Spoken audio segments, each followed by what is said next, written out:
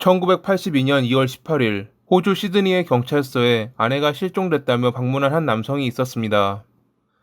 자신을 크리스라고 밝힌 남성은 접수원의 안내에 따라 실종 신고서를 작성했는데 그걸 지켜보던 경찰은 이상한 것을 발견했습니다. 실종 날이라며 그가 적은 날짜가 6주 전인 1월 9일이었던 것입니다. 아내가 실종됐는데 6주가 지나고 나서야 경찰서에 방문했다는 것이 무언가 꺼림칙했던 경찰. 이를 지적하는 경찰에게 크리스는 아내가 이상한 종교에 빠졌다며 단체 생활을 위해 그곳으로 간 것 같다고 둘러댔죠. 그럴 수 있다고 생각한 경찰은 고개를 끄덕이며 신고를 접수했고 그의 아내인 리넷과 연락을 시도해보는 한편 그녀의 지인들을 찾아가 보았지만 아무도 그녀의 행방에 대해서는 알지 못했습니다. 심지어 그녀가 이상한 종교에 빠졌다는 말은 처음 듣고 자식을 아꼈던 그녀가 아무 말 없이 떠난다는 것이 말이 안 된다는 지인들의 주장에 경찰 역시 단순한 실종이 아닌 사건과 연관이 있을 거라 생각하며 조사에 임했지만 별다른 흔적은 발견하지 못했죠. 아무런 흔적도 없이 사라진 리넷. 그녀는 40년이 지난 지금도 나타나지 않았습니다. 그리고 2022년에 크리스는 살인죄로 유죄 판결을 받았죠.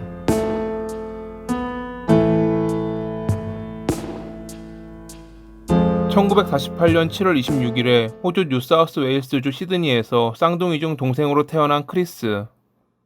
잘생긴 외모에 운동 또한 만능이었던 그들 형제는 어딜 가나 인기 만점이었습니다. 16살이던 1965년에 고등학교 행사에서 리넷을 만난 크리스는 사랑에 빠졌고 1970년에 둘은 결혼했습니다. 선남선녀의 만남이라며 사람들은 그들을 부러워했죠. 럭비리그 챔피언십 우승팀의 일원이기도 했던 크리스와 그의 형은 각종 광고도 찍으며 유명해졌고 선수 경력이 끝날 무렵에는 각각 공립고등학교에서 체육교사가 됐습니다. 두 아이를 키우며 가정도 화목하고 안정된 직장도 얻게 된 크리스 가족의 행복은 영원할 듯 보였습니다. 그가 스스로 그 행복을 파기하기 전까지는 말이죠. 1981년에 그는 조앤이라는 16살의 고등학교 제자와 불륜을 저질렀습니다. 심지어 아내를 속여 조앤이 가정 환경이 좋지 않은 불쌍한 제자라며 그의 10월에 자기 집으로 초대해 함께 생활할 수 있도록 조치했죠. 처음 리넷은 남편의 말을 믿었고 베이비시터까지 해주는 조앤에게 치근한 마음을 가졌습니다.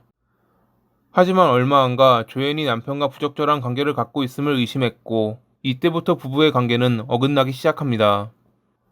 그 뒤로 부부는 자주 싸웠고 상담도 받긴 했지만 문제의 시작점인 크리스와 조앤의 관계가 지속됐기에 아무것도 해결되지는 않았습니다. 1982년 1월 8일, 그날도 부부는 상담을 받았는데 리넷의 친구는 둘 사이가 예전으로 돌아간 것 같다며 다음과 같이 회상했습니다. 상담을 마치고 둘이 손을 잡고 걸어왔다. 그녀는 매우 긍정적이었고 미래에 대해 희망적이었다. 그리고 그날 저녁 리넷의 어머니 헬레나는 모든 것이 잘 될 것이라는 딸의 전화를 받았습니다. 다음날 저녁에 있을 가족 모임 때문에 짧은 대화를 나눴던 모녀. 그것이 헬레나가 들은 리넷의 마지막 목소리였습니다. 1982년 1월 9일. 이날 크리스는 오전에 옷을 반납하러 외출한다는 리넷을 버스 정류장까지 데려다 주었고 본인은 모임 준비를 위해 쇼핑을 다녀왔다고 합니다. 하지만 시간이 지나도 리넷은 돌아오지 않았습니다. 저녁에 헬레나와 만나기로 했던 수영장에도 그녀는 나타나지 않았죠. 헬레나가 잠시 손녀들과 놀며 리넷이 오길 기다리고 있을 때 홀로 전화를 받고 온 크리스는 그녀가 오지 않을 거라는 말을 전했습니다. 그녀가 시간이 필요하다며 친구들과 센트럴 코스트에 갈 것이라는 전화를 했다고 장모님에게 말했던 크리스. 훗날 헬레나는 이날 크리스의 말을 믿은 것을 후회한다고 밝혔죠. 아내에게 그런 전화를 받았으면 불안할 만도 한데 크리스는 장모님과 헤어진 뒤 곧바로 조앤에게 전화해 다음과 같이 말했습니다. 아내가 떠났어. 그녀는 이제 돌아오지 않을 거야. 다음 날인 1월 10일, 조앤은 리넷의 침실을 차지했고 그녀의 옷과 장신구를 몸에 걸치고 다녔습니다. 마치 자신이 안방의 주인이 된 것 마냥. 크리스는 1월 26일까지 아내가 여러 번 전화를 걸었고 은행카드를 2번 사용했다고 주장했습니다.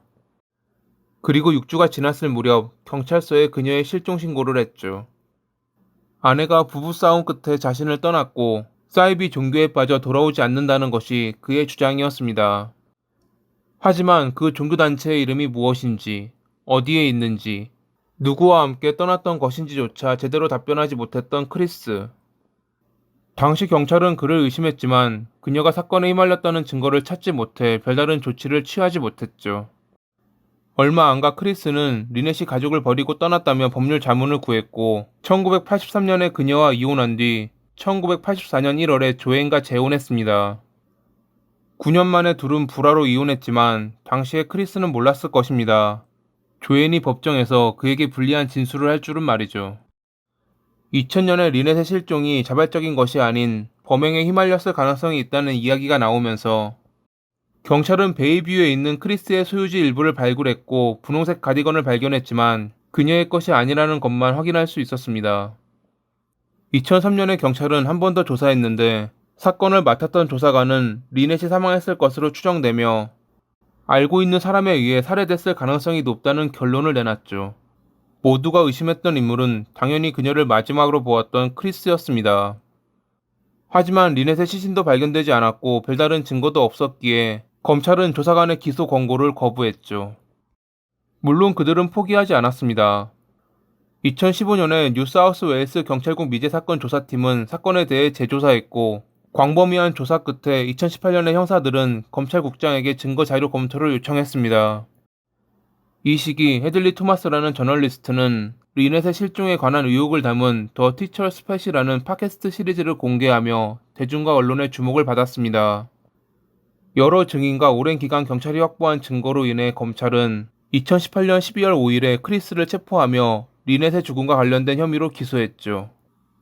대략 14억 원에 해당하는 보석금을 지불하고 석방돼 재판을 준비했던 크리스는 끝까지 자신의 무죄를 주장했지만 과거 리넷이 실종 당시 그녀의 전화를 받았다, 그녀가 은행카드를 사용했다는 등 여러 주장이 거짓으로 드러나며 2022년 8월 30일에 재판을 맡은 앤서니 판사는 정황 증거들에 대해 의심의 여지가 없고 크리스가 조앤과의 관계를 위해 리넷을 살해했다고 말하며 유죄를 선고했죠.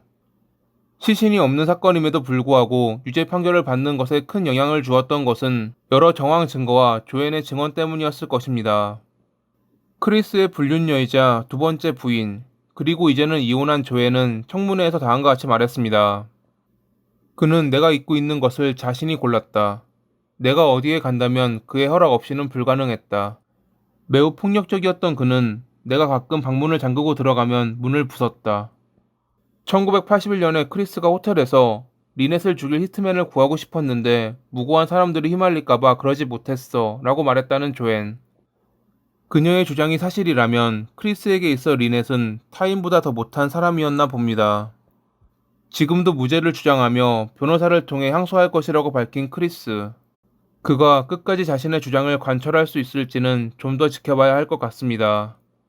오늘도 시청해주셔서 감사합니다.